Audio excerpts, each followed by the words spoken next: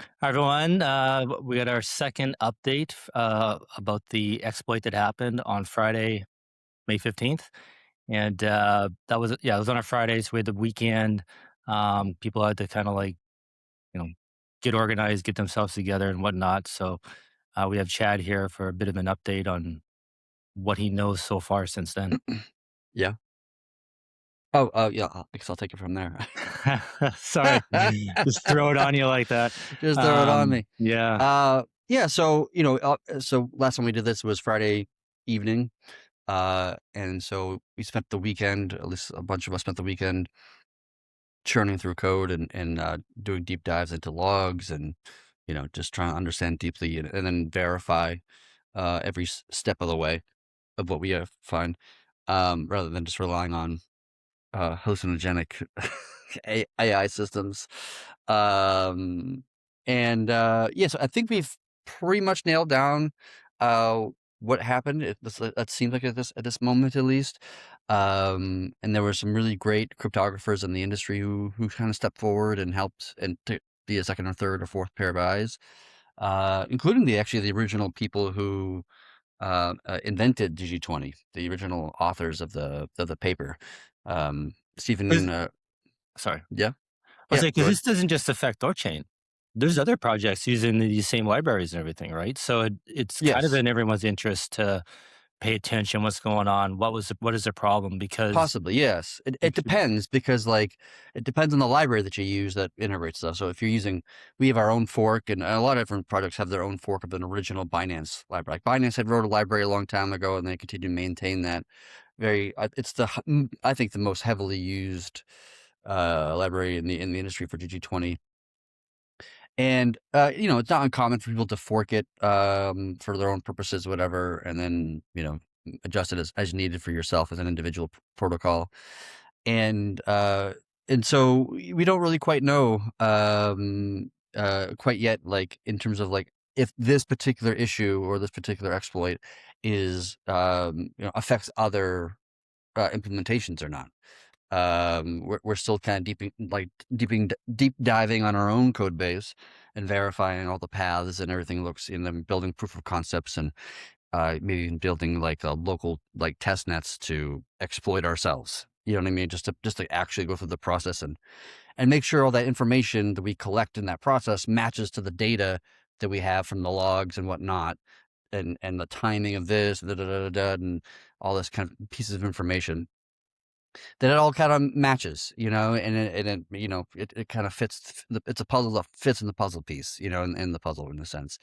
And so once we've kind of verified that, which we're still going through that process, we'll probably start kind of reviewing other people's TSS libraries that they have, and finding out if they have a similar exposure to this issue or not. And of course, we would responsibly disclose that information to that protocol, wherever that might be.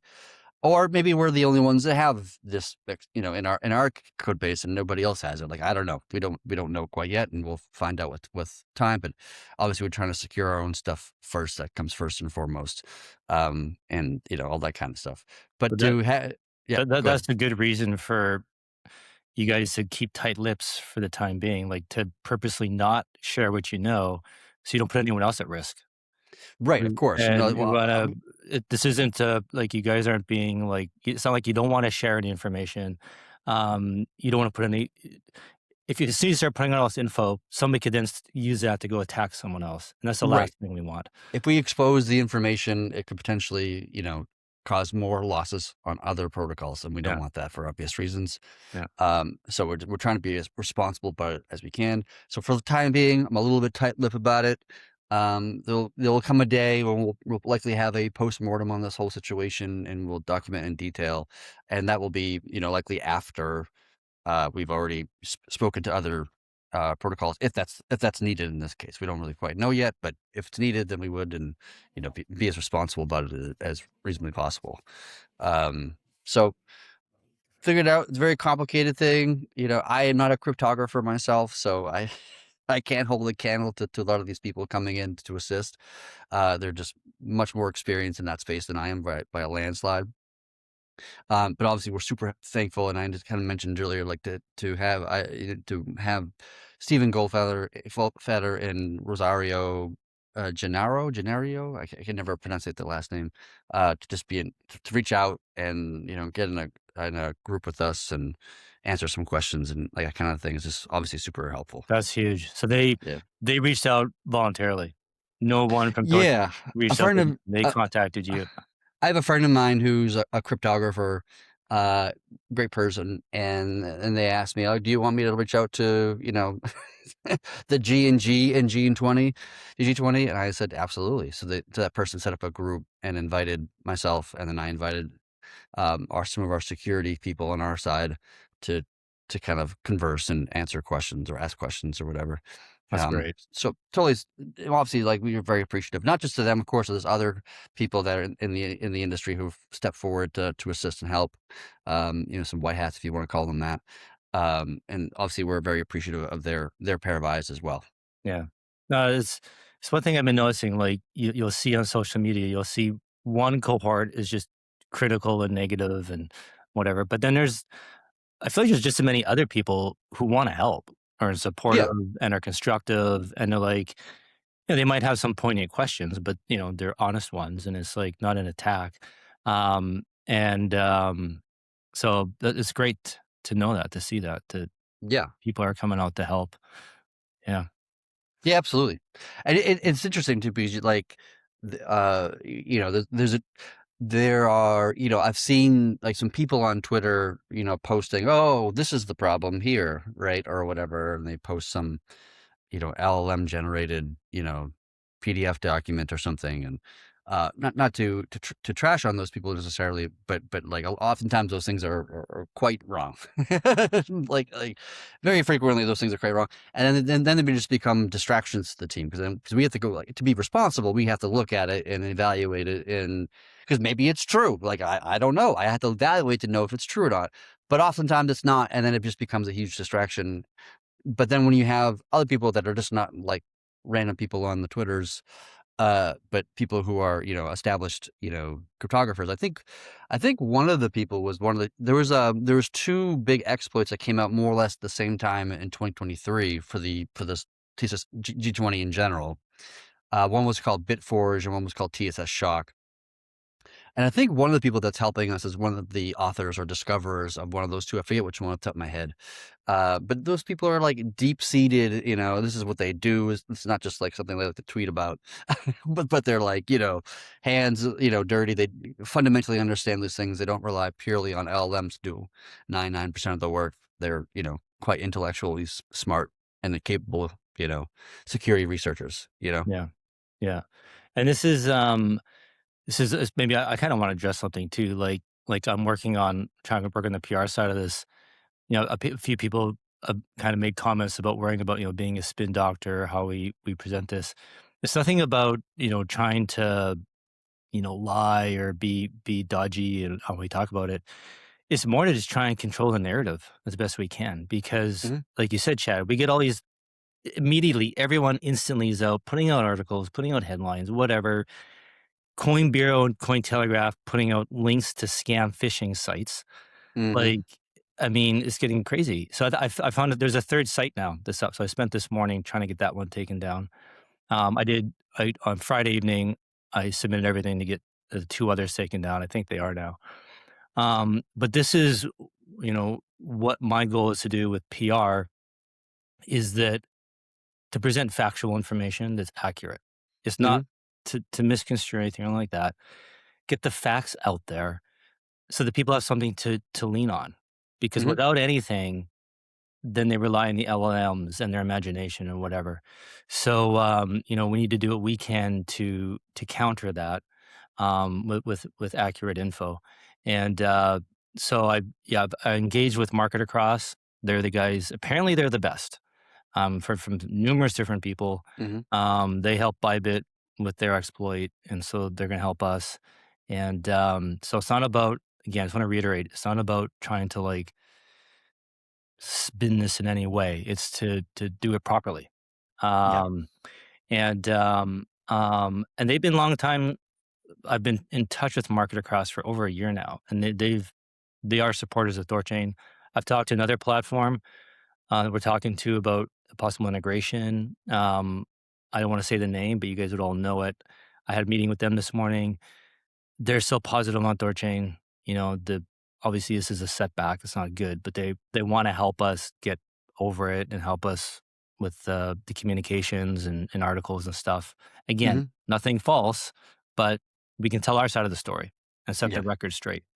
So, so it's been good. Um, Yeah, yeah, it's one of the funny things about from a PR perspective that I've noticed is that, like, there's so much misinformation. Like, it's so easy to, and oftentimes that's like I don't think people are intentionally trying to give misinformation. Like like they're saying they're looking at a situation from 10,000 feet away, and they're like, oh, I know what's happening there. Like you yeah, can barely even have a picture. Like yeah, you probably have no idea. Like it's like a Dunning Kruger effect or something like this. Like, and they look at something. They say, oh, I saw a headline, and then I concluded that this is what, is that whatever.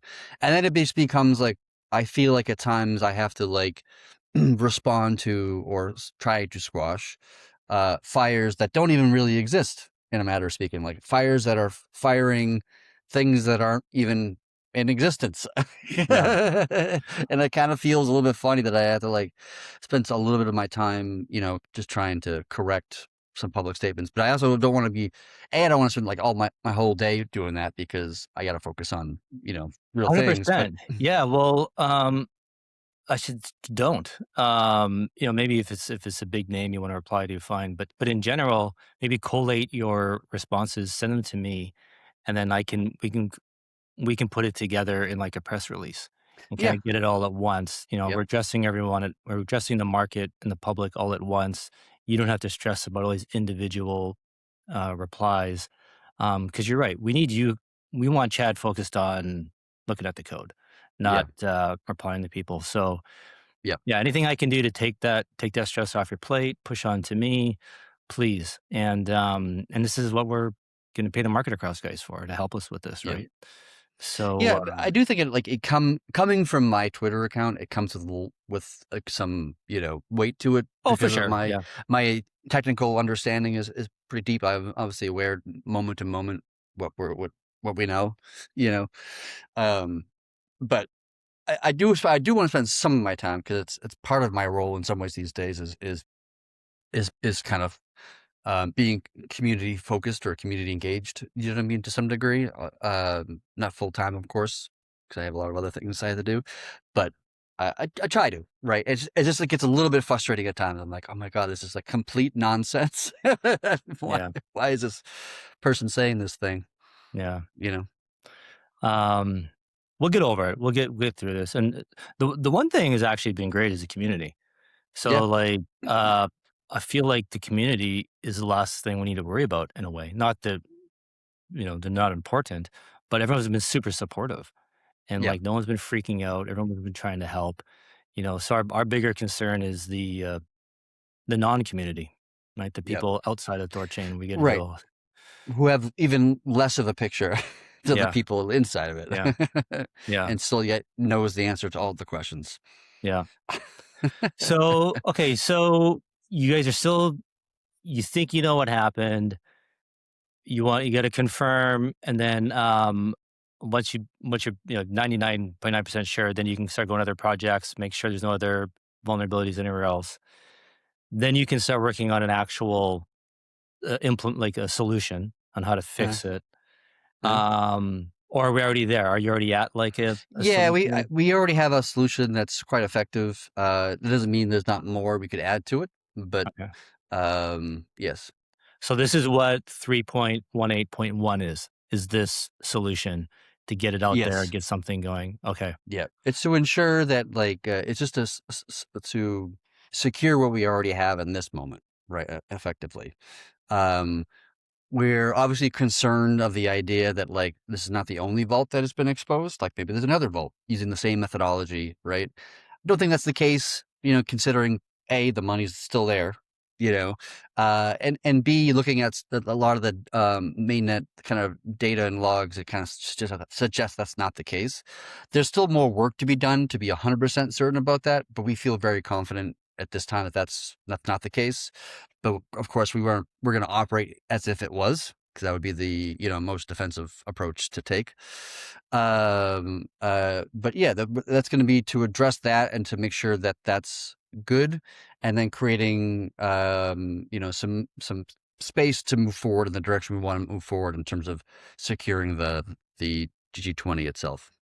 So if nodes adopt 3.18.1, Mhm. will we be able to turn on trading and everything again? Like THORChain will be live? Well, not quite, because the network is still insolvent, right? And you don't want to turn on trading when that's happening, because you have to establish what is the recovery road for the protocol itself, like outside of the actual like exploit, but just the data on our state chain. About like, oh, we have this like $10 million hole right now, and how are we going to plug it, right? What are we going to do with that? And that's not a decision that I make or you make. That's up to the nodes.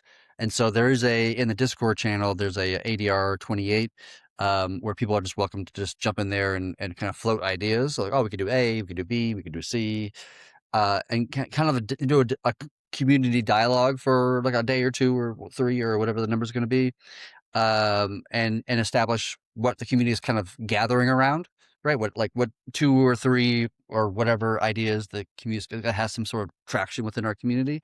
Then we'll probably just call a vote, like an official ADR vote, in which case we'll encourage the nodes to vote for A, B, or C. And then whatever has the most votes in that scenario will probably be the winner. And then the devs like myself, and others will, make the code change that will probably require a store migration, to change to move some numbers around, or however the answer is, or whatever option we're taking to fix all that. And so then we roll out 319. 319 gets adopted. Now we don't have solved the issues. The the issue has been plugged, and we paid it off through whatever the mechanism to pay it off, whatever it is the community decides, which could be a handful of different things. And then we carry on at that point. Then we can probably enable trading again at that point. So it sounds like we're a good few weeks out before trading could resume. No, I wouldn't say weeks. Um, I would say a week, maybe 2 weeks. Okay. I guess it I all would say depends on the vote, how contentious it is, it how depends on the long it vote. takes for nodes to come to consensus. It also depends on like what if we choose option A, B, or C. There are different technical complexities to these, right? And so we might require more development time, and reviews, and versus option A might be really easy. It's just a quick little change, and option C is actually really complicated. You got to move a lot of things around in different places, and obviously you want that to be correct. Yeah. Yeah. So that might require more time and effort. So it depends on a lot of things, right? And also, like, we're still evaluating some things on the TSS side of, and so there might be some more things there, right? That's to kind of iron out as well. So it's hard to say at this moment in time, because there's a lot that's unknown. But if you twist my arm in this moment, I think most likely we can hopefully get 318.1 out tomorrow or maybe the next day. 319 probably like Monday or Tuesday ish, is my best guess at this moment, which means we'll probably be, back trading by the end of the week next week, if everything goes smoothly. But, Okay. obviously that this is early, and, Yeah. I'm doing the best I Yeah. can Yeah. given the Yeah. information I have at this moment. Yep. I won't hold you to it. Hopefully nobody else listening does. Yeah. It's a fluid situation. It's a fluid Um, situation. Yeah. yeah. So with this 318.1, then that's just to make sure the existing funds are safe, that there's no Yes. existing vaults are okay. It's just Um, to ensure that the current nodes and the current situation as plugged as possible, even though we have good evidence to show that we don't have to worry about that in terms of like the other nodes being exposed or not. yeah. But in any case, we'll just assume that is the case, and and plug it anyway, right? That would be the most This responsible thing to do. Would that though, because it's open source and we show the fix, will that then highlight to any would be black hats, how we Yeah. fixed it, and then they can go reverse engineer it to go then attack somewhere else? Yeah, potentially, which is why we wanna look at, other people's implementations before we publish that kinda stuff. Okay, Yeah. okay. Um, so then is THORChain producing blocks right now? Like we Yes, it is but we prison can't. blocks. Yeah, sorry, go ahead. We can't churn. We have signings turning off, trading's turned off, churning's turned off. We've recently just turned back on like the global halt got turned off, which basically means that like the observations of inbound outbound transactions should start to continue, although there was a hang up around that, which we got to fix. And then also to allow rune transfers to resume, so you can transfer rune a secured asset or whatever, Yeah. And which was blocking centralized exchanges because I had them, poking me uh, pretty commonly to asking me for updates and when it's going to resume, and so that should go back online soon. and when you say "we," you mean the network. It isn't Chad, Oh, right. doing Yes. things. I mean, It's we the as the network. community, as a The as a protocol. Yeah, yeah, yeah. Yeah, Sorry. the nodes, the way THORChain is designed, the pause run its course and then resumed again, and it's up to the Yes. nodes whether they wanna pause or unpause and stuff like Right. that. It isn't any Yeah, when I individual say person when I say deciding. we, I'm actually referring to like nodes actually voting on chain to resume something or whatever, Yeah, right? yeah, It's not. I'm actually not doing anything in that context. I'm not at my laptop typing anything. yeah, We're advising to the community, advising to the nodes that we think it's safe to turn this thing off or on or whatever, and then they more or less would logically agree with us for the most part. yeah. Okay, Yeah. great. Um, should we touch on the ADR a bit? Should we go over Sure. the I to be honest, I haven't had a chance to read it. So I don't know what's being discussed or what's going on. I Um, launched a new Discord channel, and I have not even looked at who wrote what and where. okay, I haven't even read it myself yet. But okay. what should be happening is, people floating different ideas about how we can move forward. I don't know if anybody in the audience wants to share with your idea, or if they want to come up or something, we can have a conversation about that. But there's a few different methodologies of achieving this, and it's pretty nuanced in a sense. Like there's complexities around here. Nothing that I'm like terribly concerned about. Like I think we have a few reasonable options to come back via, and it just comes down to the nodes of what they think is the best choice for the protocol. Um, and so we'll see what happens. I Yeah. think M one is just kind of taking the money out of the POL, and synths and that kind of thing. That's like one option. There's another option about just like, slashing the nodes that were part of this particular vault that did get exploited. That's one option. You can argue for or against it. Or another option, just like minting a bunch of rune to buy back the assets that were effectively lost. Which we talked about that one in the last one. There's probably a handful more that people are going to come up with, and then just the community's just going to have to come together on one of these pathways. maybe rather than us get into it, maybe we just like, give the community time to read it and talk about it. Maybe in our next Yeah, update we do, we can talk more about the ADR, yeah, as opposed to us kinda guessing. yeah, Okay, but but basically there's a path forward, right? We're moving yeah, forward, things are happening, if all goes well, we could be trading in 2 weeks from now. So, okay. Alright, well, yeah, that's good. I think that's generally what people wanna hear. yeah, So yeah, guys, if you're interested in the proposal, go check out the dev Discord, ADR 28 channel.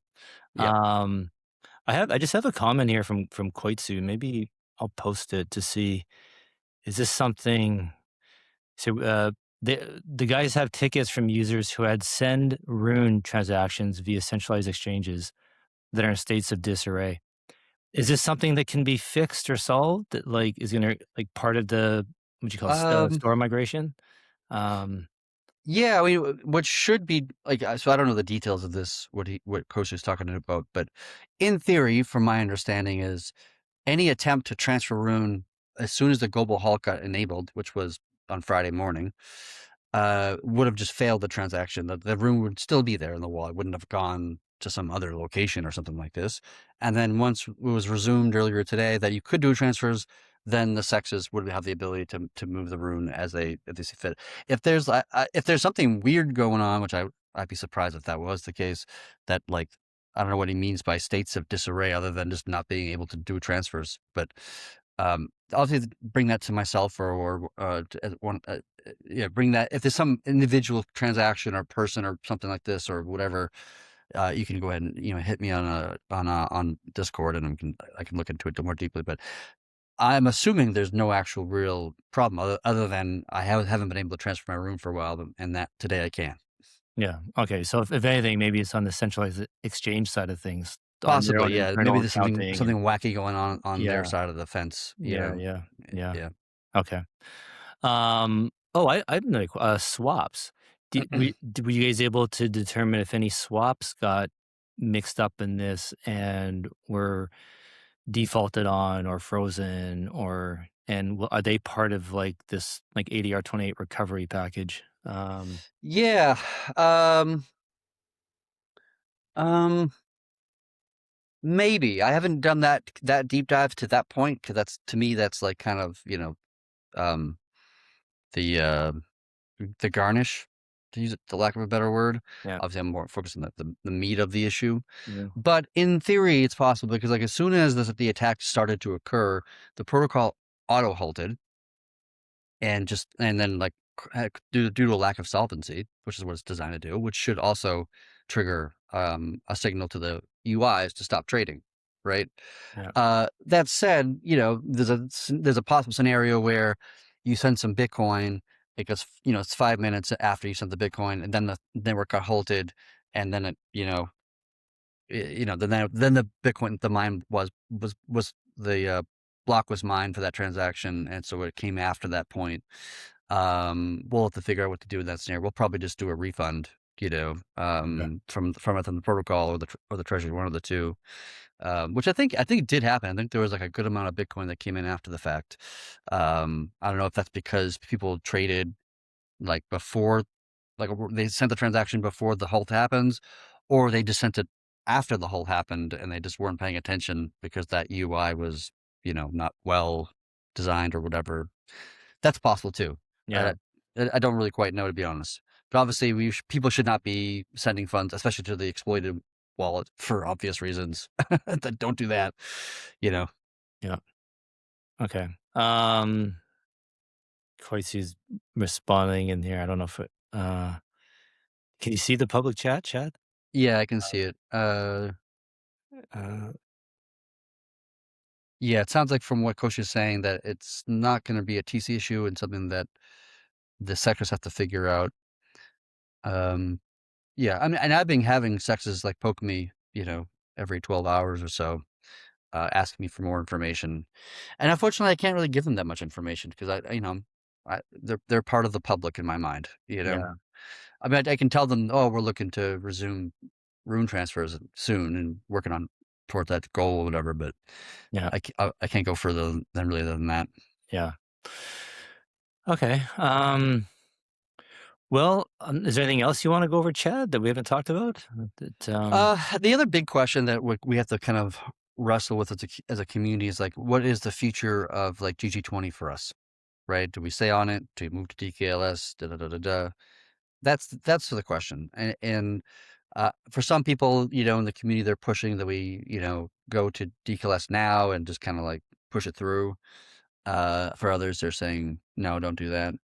Um, it comes down to some interesting questions. So like, the way that I look at it in this moment, and I'm open to change. Like I said, I'm not actually a cryptographer, so I take what I say with a grain of salt. But a lot of these exploits we've been seeing for GG20 are around what's called the the Paleo modulus. Like we saw one for Bitforge, we saw one for TSS Shock. Like it's just like a common thing we've been seeing in the past. And moving to DKLS is nice because you get rid of that. That like the Paleo modulus doesn't exist in DKLS at all. So you kind of remove that kind of vector. And it is a cleaner, simpler kind of math behind it than what GG20 originally was. And there's pros and there's cons to that too. Like what worries me about DKLS is that um, not only is it newer than GG20, so it hasn't had as much time to bake as other kind of designs or whatever, but most people that are using it, most protocols or companies that are using it in a semi-trusted way, right? So like Coinbase is like one example. They use DKLS, fairly heavily, from what I understand, but they know all the signers, right? They're in their walled garden, and so they don't have to worry about certain vectors of attack because they don't have to worry about it because they're centralized, right? For us, I'm not aware of any protocol today that uses DKLS in production in a decentralized kind of way. And it makes me a little bit nervous in some ways, I think rightfully so, to switch to a design that is, relatively newer and, hasn't been tested in this kind of, you know, vehicle, right? And a decentralized vehicle. This is why we didn't migrate to the past, because it didn't have the feature set we needed from a decentralized perspective, like identifiable aborts. You don't need identifiable aborts if it's happening in your walled garden. Like the features that feature's useless for you, so you're not going to spend time building it. Not spend it's just pointless, right? But for us, we need it, or at least we don't need it necessarily, but we would really like it, you know. And so there's a nervousness that I have about it, in the sense that um, adopting some cryptography and being like a random outlier, and the rest of the communities in this kind of walled garden, where, like, to me, it gives me a little bit of reason for pause, right? Even like something like Voltsig that's been using DKLS. Voltsig's very different. Like it's separate vaults for each individual wallet that's controlled mostly by the user. I don't even know if It's a walled garden as well. It's the same it's the person that same has the thing, and same. it's little. Generally speaking, it's little tiny. There's not like a big giant pot of gold or whatever. It's little tiny separate wallets and maybe those wallets are very valuable in terms of the crypto there. But to attack that becomes really hard, because you don't even know who they are. You can't just become one of the signers of like your Voltsig, right? So it's just like it hasn't been tested, the way that we would be tested. And that gives me a little bit of a pause, right? And I think that's reasonable or rational. That doesn't mean we shouldn't go to it, right? I'm not saying that that's like reason to not do it, because, is it stronger mathematically than GG20? Yeah, it probably is. Like I think every significant cryptographer that I've spoken to on this topic have all universally said that DKLS is a stronger, cryptography than GG20. I think that's generally true. There are drawbacks. I just wanted to acknowledge those exist, in a matter of speaking. And then the other thing I would say, and I was actually talking about this Well, with the team. Go ahead, Kevin. I want to ask you a question. Yeah. You said there's no other, like no one else is using DKLS like production wise, like THORChain is. Well, what about GG20? Was THORChain the first to use it in this? It, Like, because THORChain is novel. There's nothing yeah, like yeah, yeah. this in the world, Right. right? We were So the first ones to use GG18 and GG20, to my knowledge. I'm sure there's a few more out there, like the T network, or what was it called, TBDC network, was using GG20. There was an earlier version of some other. It's been so many years, I kind of forget the names of it though. There were others out there, but we were definitely the biggest, right, in terms of like how much liquidity we had, and like BDC, like we were pretty strong in terms of like our pool depths and that kind of stuff. So we were on the edge, but we were on the edge because we had to be on the edge, right? Like there was no better option than GG18 or GG20 at that time. And then like later on, other things came out, which is great. And like other clones of us, like Chainflip, for example, like they don't use GG20, they use Frost, right?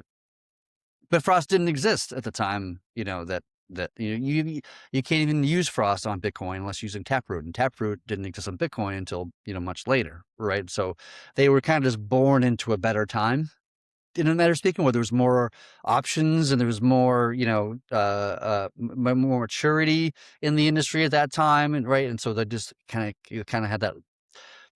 Being not first is helpful sometimes. You know what I mean? yeah, And so, maybe we'd take that similar step with DKLS, right? Or whatever, so that's just one of the things we have to consider. And obviously the security team, the THORSec team, as well as the developers are, in conversations about this. But I think for right now, we're not really trying to make a decision on this topic. Right now, we're just trying to focus on, getting us past this point and, Yeah, and jumping into DKLS, you know, quickly without doing our due diligence and all those things. I think, you know, might be, would delay things more than necessary, you yeah, know? So that's just part of the equation. Now, like, yeah, I kind of mentioned, like, Frost a second ago, and like, I think like that's actually a really good option because Frost I use a Schnorr underneath the hood. It's an implementation of Schnorr in a matter of speaking. And Schnorr as a cryptography is really nice. It's actually a lot simpler. It's relatively very easy to audit and make sure it's all good and doesn't have any significant, like the surface area is relatively very small, right? Relative to GG20 or something like this. So it's a lot easier to make sure it has no bugs because you don't have this, like, 20,000 rooms that you got to look through and make sure there's no, like, speck of dust on the rug or whatever. There's, like, a lot smaller, and because of that, it's inherently more trusted or more secure because there's less moving parts to it. It's cleaner, simpler, and it's just more secure in that kind of way. But the problem with Schnorr is that it doesn't work for ECDSA in general, right? So Chainflip uses Frost in their case. And because they do that, they are limited to using only Schnorr signatures, and so they can't support something like Litecoin or Doge because of that limitation. And I remember when Chainflip was coming out, I at the time I had to criticize them, and I said, like, well, if you go on the Schnorr route, then you're limited on, you're not really, you're a cross chain DEX, but like you're limited to what DEXs you can, what chains you can and cannot connect to. Which, from a design perspective, I've always advocated, like, we want to be able to have the least amount of restrictions possible so that we could arbitrarily connect with any chain, right? Even something like going memoless, for example, was a reduction of requirements so that we could connect to other chains. Like maybe Monero is a good example of that, having less space in the memo, and going memoless makes it more, makes one less requirement for the chain to support, for us to support that chain, right? So, but I would say though, like, this is my own personal 2 cents on it. That's not what the team is saying, but this is my personal 2 cents. Is that using something of a Schnorr style, like a Frost, for Bitcoin, going through the taproot mechanism, or doing, EVM chains can work with that, using the smart contract as a mediator, because you have to sign everything ECDSA for, most EVM chains. But if you have a little, like, smart contract, you could sign with, Schnorr or something else, right? And so we could do that for Bitcoin and Ethereum and other EVMs, which at that point is like a large majority of our TVL, right? By a good margin, right? Like, we were talking before about whether we want to do monovolt or multi-volt, right? And there's discussions around this. But for something like Monero, or something that uses, like, something that is a Schnorr-based system, I feel much more secure about that personally, just because the Schnorr system is a much more secure cryptography, or safer cryptography, than GG20, which is, much bigger, much more complicated. A lot of things can go wrong, and inherently, like, less secure. And I think eh, I would say most, cryptographers would probably agree with me on that statement, right? yeah, So maybe what we do is we move to DKLS for ones that don't support a Schnorr signature, like Litecoin and Doge and, whatever else. And then we use Schnorr slash Frost slash whatever for, Bitcoin going through Taproot, EVMs going through smart contracts, so that we have a stronger stance. That's obviously a little bit more complicated for a handful of reasons than just going straight DKLS, because you can take DKLS and swap it out for GG20, and it's not that big. I mean, it's a change, but it's not like crazy big of a change, it's not necessarily drop in replace, but it's fairly close. So that's an easier transition, and maybe we do that as a transitional step, like go from GG20 to DKLS, and then the next step is, introducing Frost, or Schnorr signatures in general to the protocol to help secure our most valuable, chains out there, like Bitcoin and Ethereum, for example, yeah, right? Everything else, like, how much Litecoin do we have, and Doge, and, yeah, Bitcoin Cash, like, relative to our TVL, like, it's pretty small. maybe 10%, I'm guessing, something like that. So that might be the way to go. I don't know. Again, this is just my 2 cents. There's a whole conversation happening internally. Other people might disagree with me and have reasonable arguments against what my personal 2 cents is.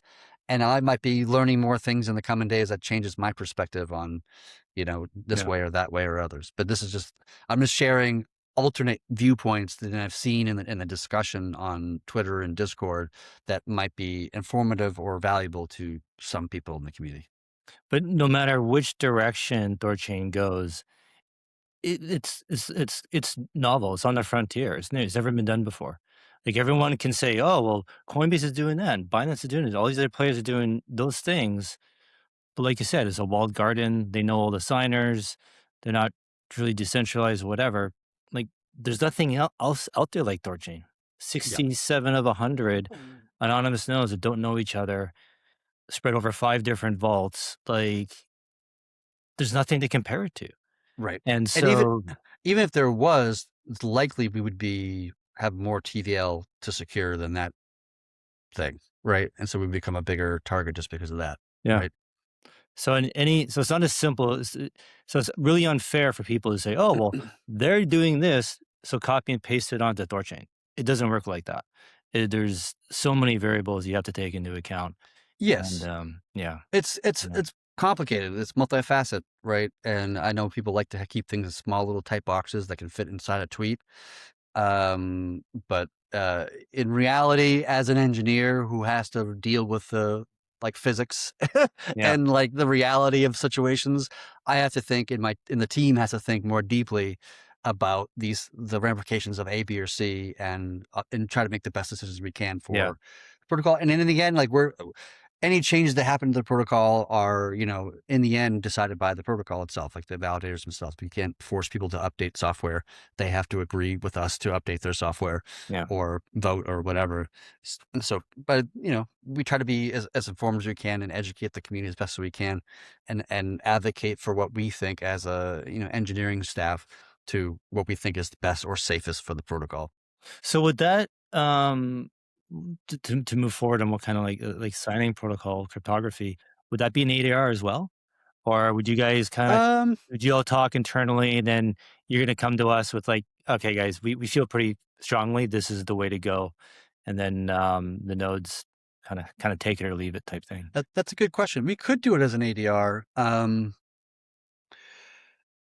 There's certain aspects that make me hesitate about that just because No, some but of the no one's a cryptographer. No one's gonna understand it well enough to actually. that's part of it. Like it's Yeah, like um, like I just saw this funny thing the other day about Love Island UK, and there's like a conversation between these nitwit characters who are talking about Brexit, and they're like, "Does that mean we can't get cheese anymore if we go to Brexit?" And just asking these very like moronic questions.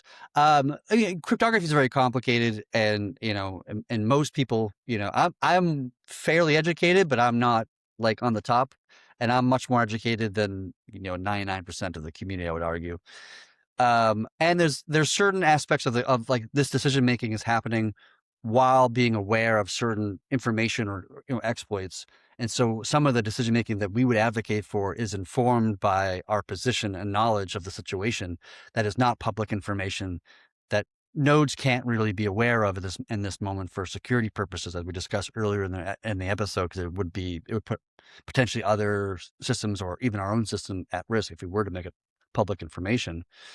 And we don't know if there's a validator out there that is also malicious, or if this individual had more than one, about a malicious validator. From the research that I've done on chain, it doesn't seem to be the case. I don't see any correlations, blah, blah, blah, so forth and so on. But I'm not going to rely on, reasonable guess based upon some numbers that I see on the screen. Like I want to be as secure about it as possible for obvious reasons. And so I don't think we can really reveal to the validators what we know, because I think that would be irresponsible, I would argue in this moment.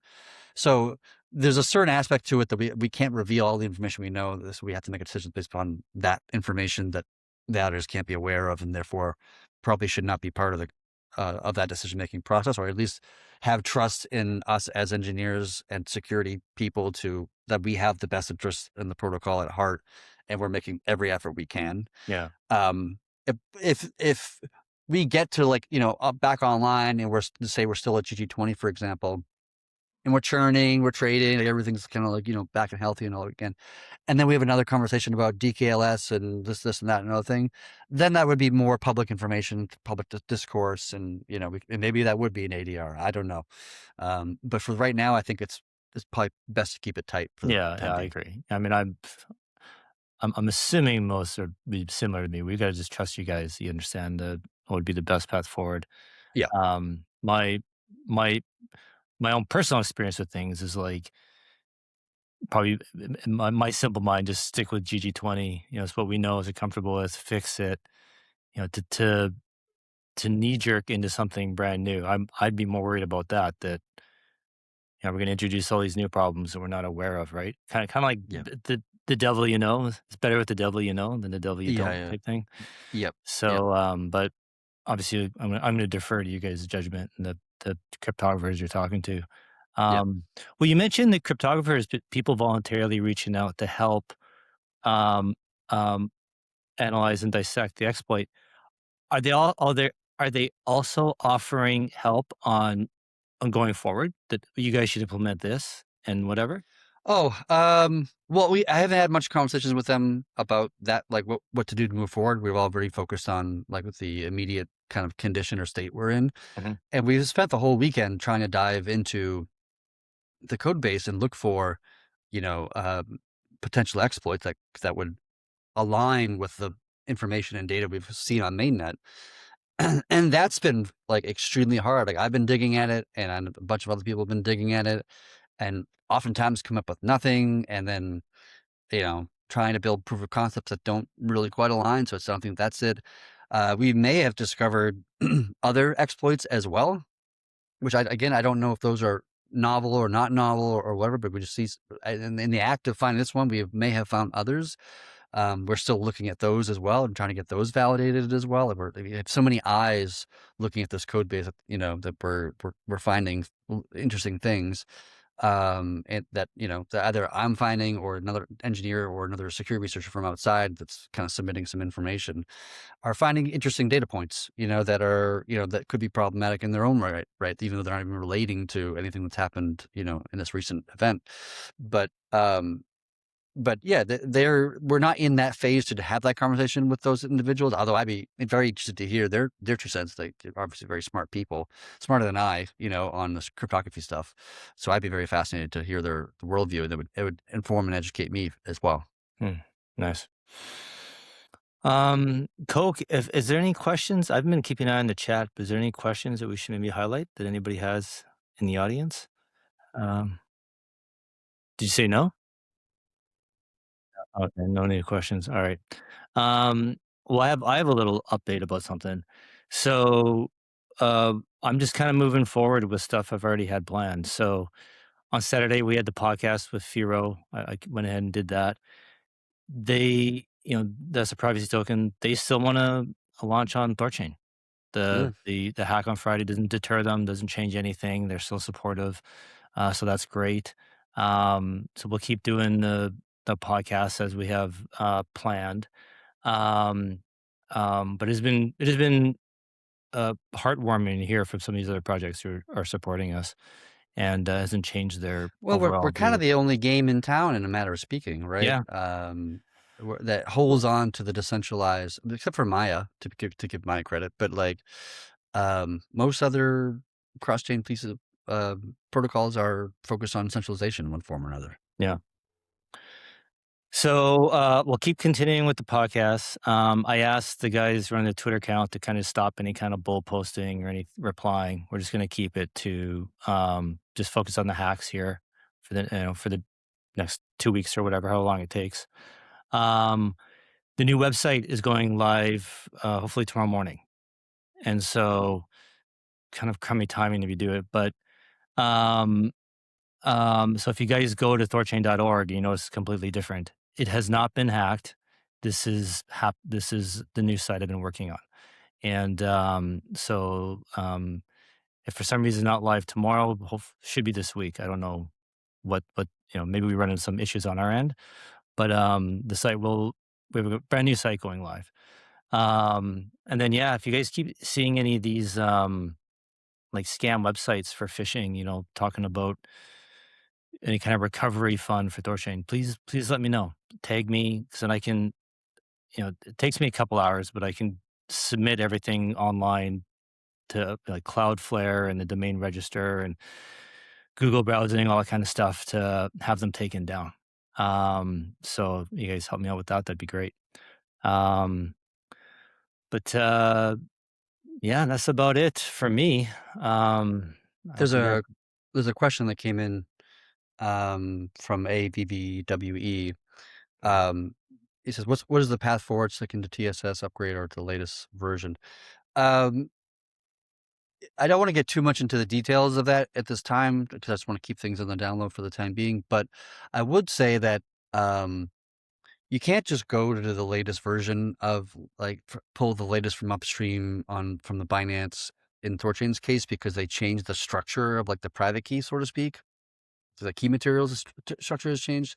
I know. I think I saw Pluto advocating for this on Twitter or something like this earlier. You actually just can't just do that, unfortunately. I wish you could. It would make things a lot easier in some ways. So it, we're still looking into it, but it might require a churn in order to do that. In order to get that latest. I don't know. We're still looking into that and kind of evaluating things, but it's not as easy as it sounds, or as Pluto made it sound on Twitter.